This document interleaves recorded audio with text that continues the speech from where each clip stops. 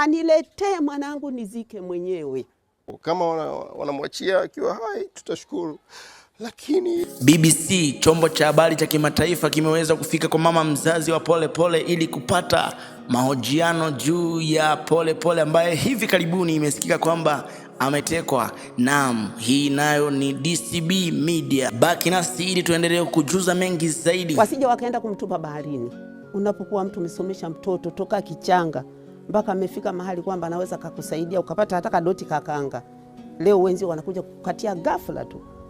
Sababu hasa nini? Walimchukua huyu binti huyu, unamuona huyu dada yako, walibomoa pia wakaruka ukuta. Naomba watusaidie. Kama polisi wanajua hawajui, kama mwanamke uliyegharamia kulea mtoto ukiwa mjane, leo yanakuja kutendeka haya, inasikitisha sana. Ina maana wanaumiza watu kama wanaumiza manyati ya polini au matembo ya polini kabisa. Inasikitisha sana. Kwa nchi ya Tanzania, Nyerere hakutulea vile hata siku moja. Huyu mtoto nikikwambia siri yake, toka alipozaliwa alikuwa mtoto wa pekee kabisa.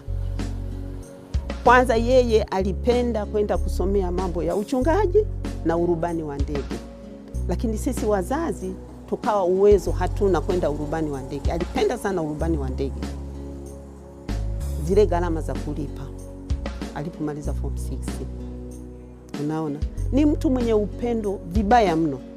Hata kama hajakujua atakusalimia vizuri kwa kuelewana, kwa upendo wa hali ya juu.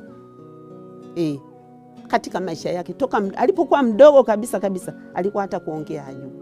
Akifika hapa atawasalimia, yeye ni kucheka tu, kuongea na wezie, kuingia ndani vitabu moja kwa moja.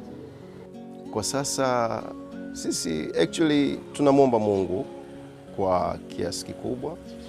Hatuna tegemeo lingine zaidi ya kumwomba Mungu. Sisi kimbilio letu ni Mungu tu. Kwa hiyo ni hivyo tu. Hatuna namna nyingine. Hatuwezi kujua kwa sababu hatuambii chochote. Hatuwezi kujua. Hatuambii chochote. Kwa hiyo ni hivyo, kama wanamwachie. Damu nyingi zilimwagika, unajua pale ndani. Nyingi sana. Nafikiri mliweza kuona jana.